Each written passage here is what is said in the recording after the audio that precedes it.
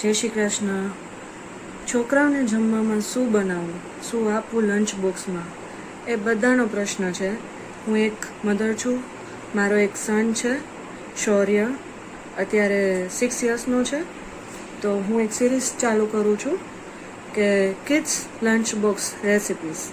તો તમને ગમે વિડીયો તો લાઈક કરો, શેર કરો અને મારી ચેનલને સબસ્ક્રાઈબ કરો. Thank you. આજે હું ચીઝ આલુ પરોઠા બનાવવાની છું લંચ બોક્સ માટે. એની માટે મેં ગઈકાલે રાત્રે જ બટેટા બાફી લીધા છે.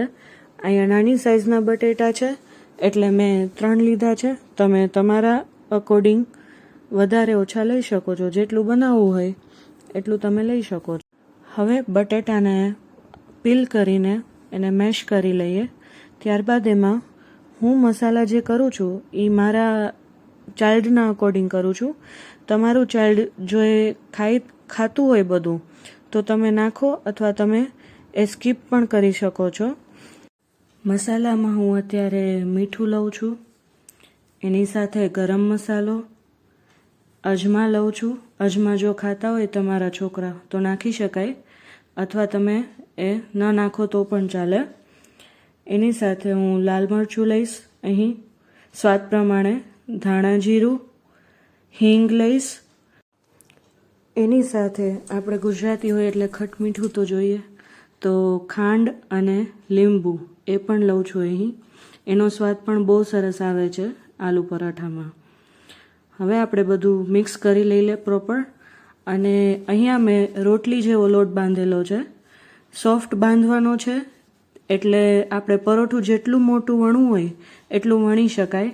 જો હાર્ડ હશે તમારો લોટ તો પરોઠું છે ને સ્પ્રેડ નહીં થાય, લોટ સ્પ્રેડ નહીં થાય. એટલે બને એટલો સોફ્ટ લોટ રાખવાનો, બરોબર છે. પ્લસ હવે 4 મેં લુવા લઈ લીધા છે અને હું એની પૂરી જેવડી રોટલી વણું છું, પૂરી વણું છું એકચ્યુઅલી. કારણ કે આપણે લેયરવાળા પરોઠા કરીશું અહીં. એક લેયર એની ઉપર બીજું લેયર. હું એ રીતે જ પરોઠા બનાવું છું અને એમાં જ સરસ સ્વાદ આવે છે પરોઠાનો.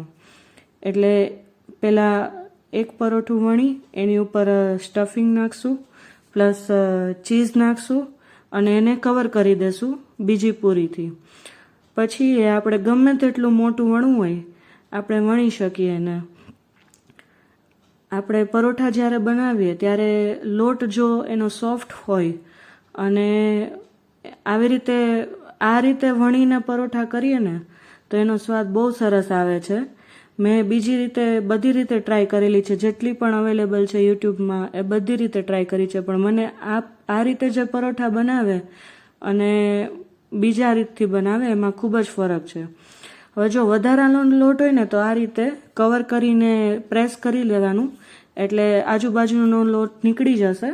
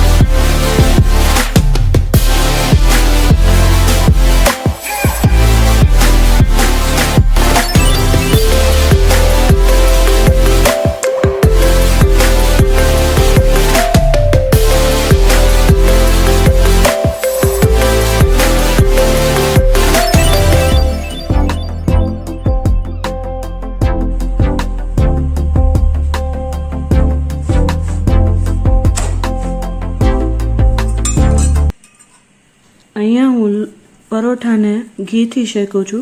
તમે ઘી પણ યુઝ કરી શકો છો અથવા તેલ પણ યુઝ કરી શકો છો. આપણે છોકરાઓને આપવું છે લંચ બોક્સમાં એટલે ઘી યુઝ કરે તો સારું.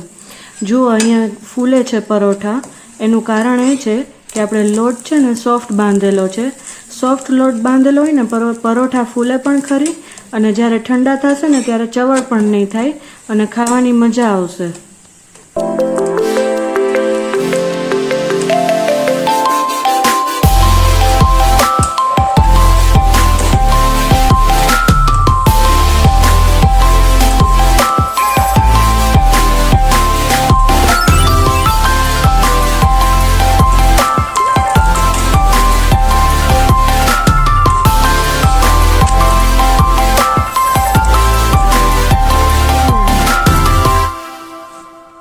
Good morning.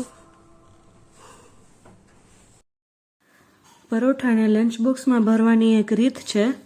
Paratha room temperature ઉપર આવી જાય પછી જ એને પીસ કરીને ભરવાના છે. ગરમ ગરમ નથી ભરવાના. આવી રીતે તમે ભરશો ને તો પરોઠા લાંબો સમય પોચા રહેશે અને ખાવાની પણ મજા આવશે. નથી ફોઇલ પેપરની જરૂર કે નથી કોઈ પણ રેપ કરવાની જરૂર. એમનેમ જ ખાવાની મજા આવશે. તો ચલો, લંચ બોક્સ ગયો બેગમાં. હવે શૌર્યને ઉઠાડી એને તૈયાર કરીને જઈએ વેનમાં મૂકવા માટે. ચલો.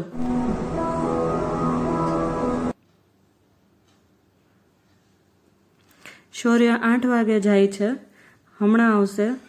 હવે આવી ગયો છે તો આપણે ચેક કરી લઈએ કે એણે લંચ બોક્સ ફિનિશ કર્યો છે કે નહીં. ત્યાં સુધીમાં તમે મારી ચેનલને લાઈક કરો, શેર કરો, કમેન્ટ કરો વિડીયો કેવો લાગ્યો અને સબસ્ક્રાઈબ કરી દો. Thank you.